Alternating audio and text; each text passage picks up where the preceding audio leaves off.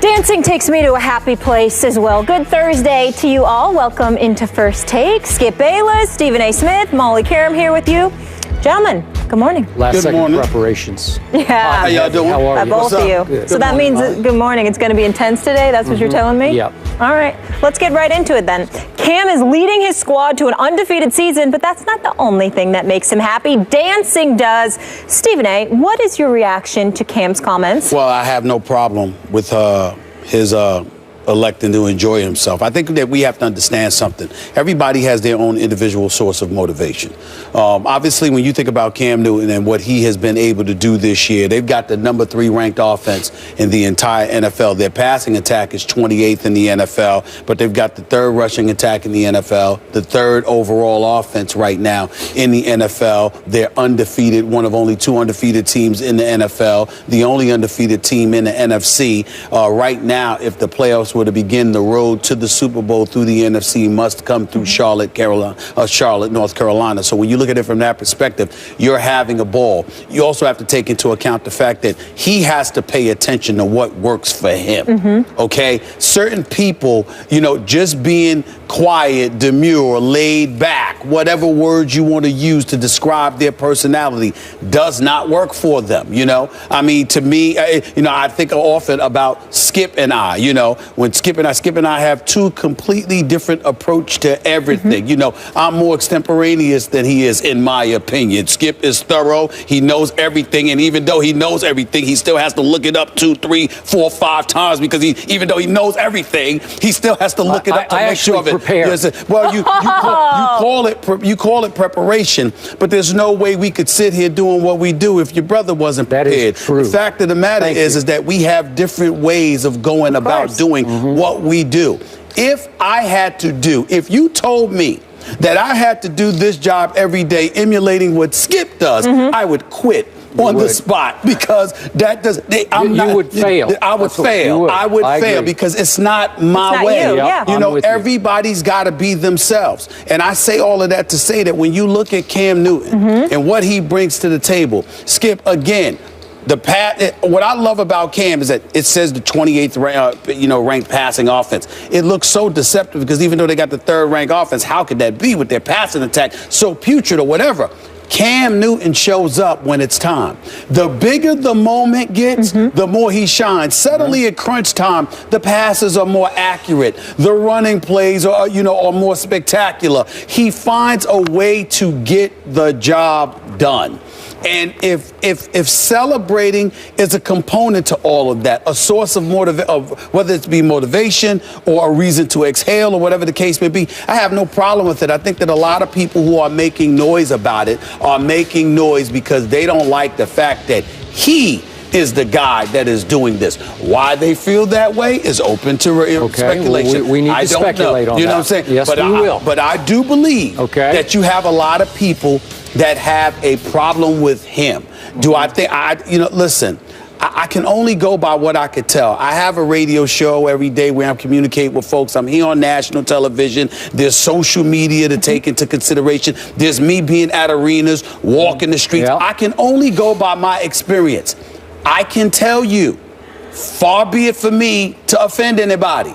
I have not run into a brother that has a problem with Cam Newton. It's usually somebody else that has a problem with Cam Newton. It's not black people. We look at him and we say, we don't know what y'all are talking about. What is the problem? We really don't see it. Now, I can't speak for all black folk, but most black folk I know who love football, obviously, have absolutely no problem whatsoever with Cam Newton. But the people who are complaining, they might be a bit different. And by the way, there's a lot of white folks out there that don't have a problem with Cam Newton, of a younger generation, older generation who happen to be of a different ethnicity. They might have a problem with it, and that's their right. And that's their right. But it is what it is. Those are all very valid points and insightful points, and I appreciate you saying all that you just said. Now, I'm going to come from my perspective. I have to remind you, I'm a Cam fan. I was completely on board with Carolina taking him #1 overall in that draft. He has struggled He has broken through this year, breakout year, fabulous year. Not the greatest QBR, but when it's time to make a play, Cam Newton has made a play at Seattle. Consistently made the play to win the game because they've won all their games. Yeah.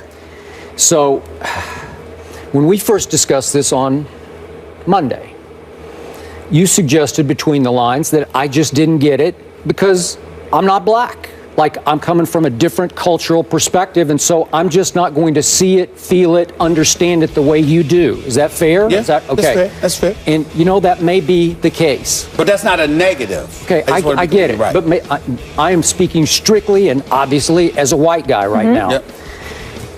This is the way I viewed this. Upon first thought, when I first saw it happen, for me, it's not a white thing. It's not a black thing. It's a quarterback thing. Now, I'm coming from my old school, long time covering the NFL perspective. Got it. But this is a leader of the franchise thing. This is a breakout potential superstar quarterback thing that I'm talking about here.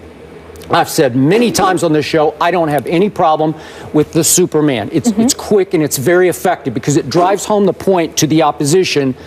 You just Superman them. You just dived right over the line of scrimmage, and they could not stop you oftentimes when he scores from the 2-yard line by extending over the goal line. Right. And the only times we both have criticized him is when you did it when you were down 30 to somebody and you got a losing record. You know, we're going back a couple of years ago. Okay? But usually I'm fine with that. To me, this came across as an extended, choreographed look at me. And I don't love it for the quarterback. I'm good with the receiver doing it. I'm good with the running back doing it. This is the leader of the franchise. I don't care what color he is. If the white guy did it, I'd be the first to stand up and say, what are you doing? Because this was all about Cam Newton. All of his quotes defending himself were I, me kind of quotes. It took me to a happy place. So he was not able to share the celebration with any teammates. And if you see, they're all coming behind him to high five, hug, you know, face bump, whatever they're going to do. And he's leaving them all hanging because it's just going on and on and on because he had thought through this, and he's going to do a dance that's popular in Atlanta now. And a lot of people are going to love this. And I do not doubt the entertainment value of this for people of all colors because it's very entertaining because he's good at it. He was great at the dance. But it goes on and on and on, and he left his teammates hanging. So my point is, football is a team game. How many times have I told you this? It is the ultimate unity game, far more than baseball or basketball or hockey or any other sport you want to talk about, soccer. Football is all about unity. The key to a championship run is the unity of a football team, and it starts with the quarterback. So in this case, when you go on and on and on and exclude your teammates with an I, me celebration as the quarterback, you're starting. Let me finish. Just let me finish, okay? If you want to talk, I'll stop. No, okay? Skip, I was just trying to tell you, just in case, you know, I was just letting you know that I was going to. Okay, I know you're going to go, but remember, you are threatening your team unity when because this is not done by any quarterback of any color. This is not done. We haven't seen this before. This kind of a lengthy, post-touchdown celebration. Maybe he is shattering the mold. Maybe I'll sit back at one point and say that brought his team together because they fed off this. They loved it. Maybe that's the case. That has not been the case before in this league. So I'm going to bank on history here and say I think you're threatening your team unity. And we have talked about Cam on the sidelines with the towel over his head where he makes it a me and they kind of a thing. When things are going wrong, he doesn't want to be part of the group. Now things are going right, and apparently in this case, it comes across to me as a white guy as you don't want to be part of that group for that moment. Go ahead. I don't think you should compare yourself to the typical white guy in the eyes of black folks in terms of how you think. When you sit up there and you say what you say, me knowing Skip Bayless the way that I do, I know you feel that way. But if I did not know you, and I had to lean on things from an historical perspective as a black man. Yep, I got it. I would not absorb it and embrace it the way that you just broke it down. Here is how I would look at it. I am Cam Newton. I am a star in this league.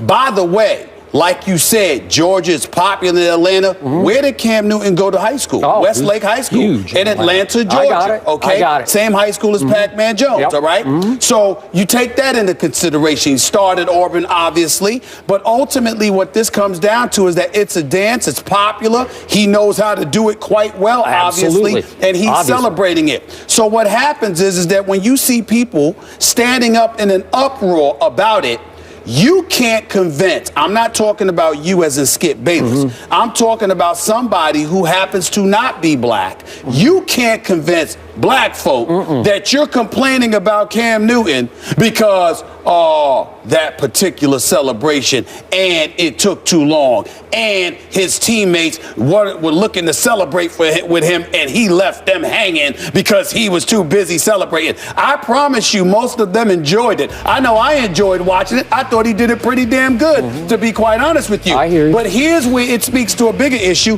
and for the sake of our audience, I had no clue we were going to go here, but I'll take it there. All right. Here's the deal. This complaint about Cam Newton, the game was on Sunday. It is Thursday. But we're reacting to his reaction. No, I know that, but I'm saying there are still people who are complaining about it, which is why he spoke on it, because there are still people, that's all I mean by that. There's still people who are complaining about it. To Cam Newton and to a vast majority of African Americans out here in this country, what we're seeing is, wait a minute. You want to tell him what to do. You want to tell him how to do it. You know, he's out there. He's balling. Now you want to tell him how he should celebrate, what you deem acceptable. Black folks tired of that. Black folks got their own style, their own flavor, their own flair. They do what they do. If maybe, just maybe, other quarterbacks didn't do what Cam Newton does because Cam Newton is the only one that could do it. Okay. It's just like when you know, we might not have liked the fact that Terrell Owens, you know, imitated Ray Lewis when he scored a touchdown against the Baltimore Ravens years ago in the end zone or whatever. But ain't nobody going to deny that that was a memorable moment, and he did it pretty damn good. What I'm saying to you is that people who can do stuff usually pull off something that, when they're pulling off something that people can't do, sometimes you have folks that have a problem with it because in our eyes, you're trying to dictate everything to us yet again. Cam Newton has graduated in the NFL. He has elevated himself to elite status. He doesn't get in trouble with the law. He ain't breaking no laws. He ain't getting in trouble off the field. He's not a distraction to his teammates inside the locker room. They're winning football games, and yet still people are out here trying to find something to complain with him about because, oh, you don't like the manner in which he's celebrated. He's not going to sit up there and take a personal affront to it, visually the way some others do. But as we sit back, meaning black folks, watching what he has endured this week, it's really much ado about nothing other than envy and jealousy, because at the end of the day, the brother's winning, he's producing, he's not a distraction, he's not breaking any laws, he's not doing anything wrong. He is simply balling, and people from other communities who are complaining about him, all they're doing is sending a message to the black community, reminding us that there is a place, a particular box that you want us to stay in and act accordingly, that you want us to march to your tune. Cam Newton has earned the right to debunk all of that. And I got no problems with it whatsoever. If the Tennessee Titans had a problem with it, they should have kept him out of the end zone. The Washington Redskins, he might do it again this week something else. What the Redskins, what you going to do about it? This ain't New Orleans you're going up against. This is the Carolina Panthers. They actually have a defense, okay? And a coordinator that actually kept his job. What you going to do about Cam? Do something about it or be quiet. Okay. By the way, for the record, I did hear Brian Dawkins, our analyst on this network, have some problem with the length of the celebration. He thought it was just a little much. Okay, fair enough. Just for the record. Okay. Fair enough. All right. And then on a lighter note, a much lighter note. Okay. Jared Allen, Cam's teammate, did defend Cam by saying, this isn't Footloose, you are allowed to dance. Do you know Footloose? Is it before your time? Yes. Do you know Footloose? Yes. Okay, you got the 1984 and you got the 2011. And the theme is the parents are forbidding the kids to dance, and the kids are going to dance anyway, and they're white kids. That's right. And they can really, listen, it's shocking, but there are a few white kids who can actually dance. Yeah. Can you believe that? Right, right. I don't know how, they're just freaks, I guess, but they can dance. Listen, man, I grew up, one of my all-time favorite movies was Saturday Night Fever. You understand? I mean, I still love John. You could talk about John Travolta with Pulp Fiction and Swordfish and all of these other movies.